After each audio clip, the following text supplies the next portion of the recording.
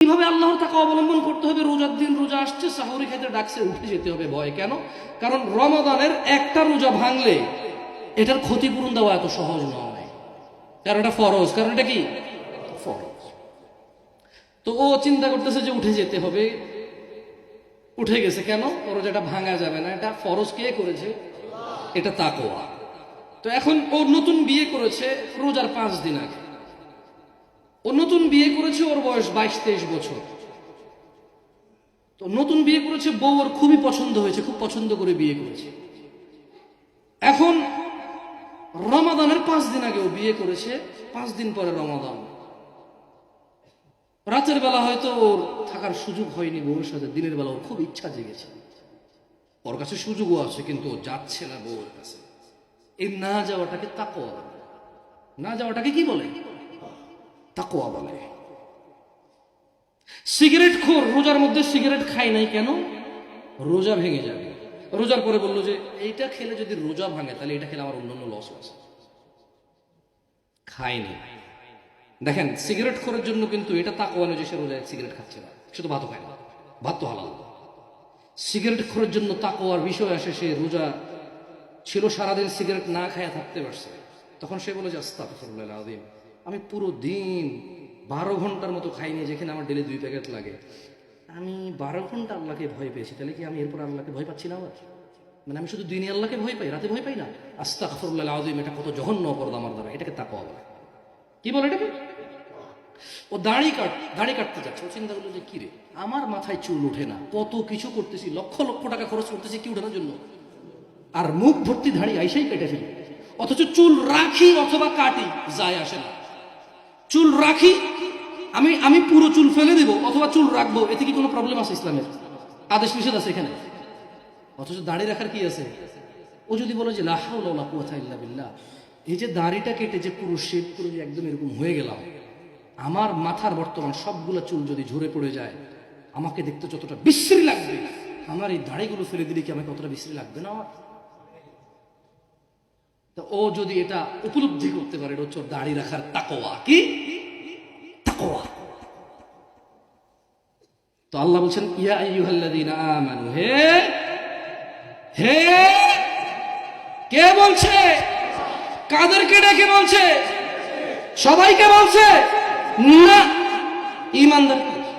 ইয়া আইয়ুহান নাস আর ইয়া আইয়ুহাল্লাযীনা আমানু, there is a huge difference, gap বিশাল। কত বিশাল জানেন? যেরকম আপনি বঙ্গোপসাগরের উপরে কি আছে চিন্তা করে কোন পান্ডের চেয়ে অনেক বেশি।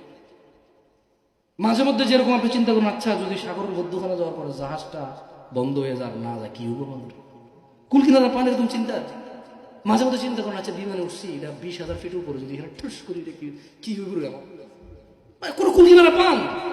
এর চাইতে কোটি কোটি বেশি গ্যাপ আছে ইয়া আইয়ুহাল্লাযীনা আমানু আর ইয়া আইয়ুহান নাসের মধ্যে। কারণ আমানু তো মুসলমানদের মধ্যে অনেক না, ভুল হলে ধর্মের উস্তাদ আমাকে আমি দেখেন, আমি কিন্তু আপনার সবাই হয়তো জানে যে আমি ওয়াজে যাই না, এই ধরনের কনফারেন্স, কারণ এখানে আলেম ওলামা থাকে, যদি আমার কোনো ভুল হয় ভরে দিতে পারবে, আমারও কারেকশন হবে, আপনাদেরও কি হবে? কারেকশন হবে। আমি ভুল ধরলে লজ্জা পাবো, লজ্জা পেলে এরপর আরো ঠিক করে কথা বলতে হবে। তো ওয়াজ মাহফিলে গেলে চেয়ারম্যান বসে, মেম্বার বসে, সূরা ফাতিহা জানে না, কি কয়া আমু একটি হরিণ বান্ধা ছিল গাছেরই তলায়, গো গাছেরই তলায়, ওর কি আসে যায় আমি কি বলতেছি? ওর কি আসে যে আমি কি বলতেছি? হ্যাঁ, আমি বলবো যে, ওকে বলবো যে মা ফাতেমা কান্দে কারবালার ময়দানে, কত আগে ফাতেমা রাদিয়াল্লাহু আনহা মরছে, কত পরে হাসান হোসেন মরছে, কেমনে কেন? কি আপনি কি বুঝেন না এটা আমি কি বলছি? এখন ধরেন চেয়ারম্যান, মেম্বার, এমপি, মন্ত্রী বহুত কিছু বসে আছে, আমি বললাম যে মা ফাতেমা কান্দে কারবালার ময়দানে। আরে ফাতেমা রাদিয়াল্লাহু আনহা কবে আগে চলে গেছে, এরপর ওনার সন্তানরা গেছে, উনি কান্দলো কিভাবে দেখে? আর উনি কান্দলে আমি কেমনে জানি? কেমনে দেখলাম কবরের ভিতর থেকে? Very strange thing. আমি তো বাংলাদেশে বড় হইনি, আপনারা বাংলাদেশে বড় হয়েছেন, দেখছেন, আপনি হাসতেছেন, কিন্তু বিশ্বাস করেন আমার হাসিয়েছেন। আমার কাছে অবাক লাগে, ওকে প্রেম করেছে ইউসুফ নবী, গো কেমনে? সূরা ইউসুফ পড়ে কোথাও পাই না যে উনি প্রেম করছে, বরং ওনারা বলছে যে তুই প্রেম কর, উনি বলছে ইন্নী আখাফুল্লাহু রাব্বাল আলামিন। এ বলতেছে যে প্রেম করছে, উনি তো জেলে গেল প্রেম না করার জন্য। কত বড় অপবাদ ওনার উপরে। তো এই চেয়ারম্যান, মেম্বার, এমপি, মন্ত্রী বসে লাভ কি? ও বলে যে ও যদি না বলতে পারে, বেয়াদব, কি বলছো এগুলো? উনি তো জেলেই গেল প্রেম না করার জন্য, তুমি বলতেছো প্রেম করেছে ইউসুফ নবী, মানে কি? ওনার জেলটা হলো কেন তাহলে বলতে পারো? প্রেম করার কারণে। ওনার জেলটাই তো হয়েছে প্রেম না করার কারণে। ও স্বর্গ থেকে আসে তখন না? যাই হোক, তো যেটা বলছিলাম সেটা হচ্ছে ইয়া আইয়ুহাল্লাযীনা আমানু আর ইয়া আইয়ুহান নাসের মধ্যে পার্থক্য আছে। নাসকে ফেরাউন নাস, নাসকে নমরুদ নাস, নাসকে আবু জাহেল আবু লাহাব নাস ছিল। আমানুকে শুধু সে যার ঈমান, শুধু সে যে ঈমানদার, শুধু সে যে ঈমান আনছে, আনার পরে যার ঈমানটা টিকে আছে সে হচ্ছে যার ঈমান না, তার ঈমানদারি না। আপনি কি মহিলা? মহিলা হলে কি পুরুষ হইতেন? ছেলে তুমি কি মেয়ে? তো তাহলে যার ঈমান না সে তো ঈমানদারি না। তাহলে আল্লাহ এখানে যখন বলি ইয়া আইয়ুহাল্লাযীনা আমানু, হে তোমরা যারা ঈমানদার, এইটা আর নাসের মধ্যে অনেক পার্থক্য কেন? কারণ ঈমানদার মুসলমানের মধ্যে তো অনেক নাই। আমাদের ফজলতুল শেখ এনায়েতুল্লাহ আব্বাসী সাহেবের বক্তব্য শুনে তো আপনি মুসলমানই খুঁজে পাবেন না।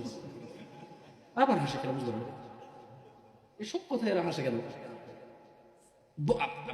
ওনার কথা বলতাম না, ওনার কথা বলতাম না। ওনার কথা কেন বলছি? কারণ আমি দেখেছি উনি বড় বড় আলেমদেরকে কাফের বলছে, বোতলা করছে। যেখানে আমাদের হুজুরের ঈমান নাম নেই, আমনে হুজুরের ওয়াজ শুনেন, যে হুজুরের ওয়াজ আপনি শোনেন আপনার মতো এরকম 2-20,000 50,000 মানুষ আর ওয়াজ শুনে।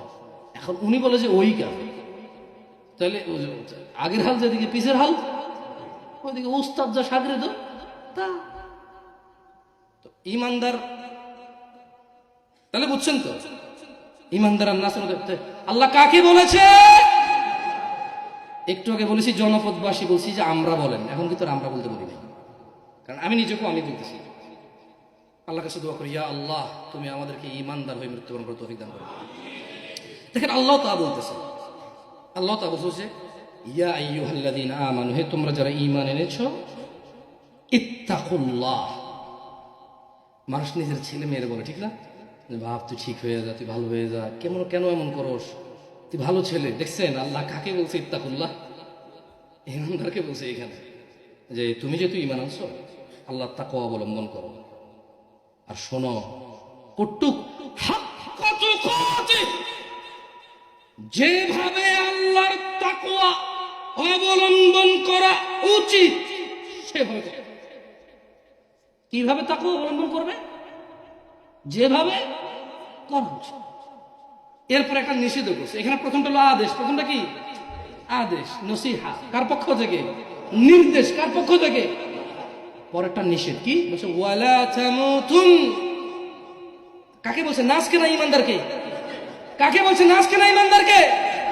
দেখেন বলতেছে, তার মানে ঈমানদারের ঈমান থাকে না। ঈমানদারের ঈমান একবার নিয়ে আসলে জুতা দিয়ে পিটলে যেরকম ইজ্জতদার ইজ্জত যায় না, ঈমানদারের বিষয়টা কিন্তু এরকম না। আপনার দেশে আমার দেশে উদাহরণ আছে যে মান আল্লাহ রাখছে, জুতা দিয়ে পিটলেও যায় না, কিন্তু ঈমানদারের বিষয়টা কিন্তু এরকম না। দেখেন প্রথমে বললো ঈমান আনছো যারা, তাকওয়া অবলম্বন করো যেভাবে করা উচিত।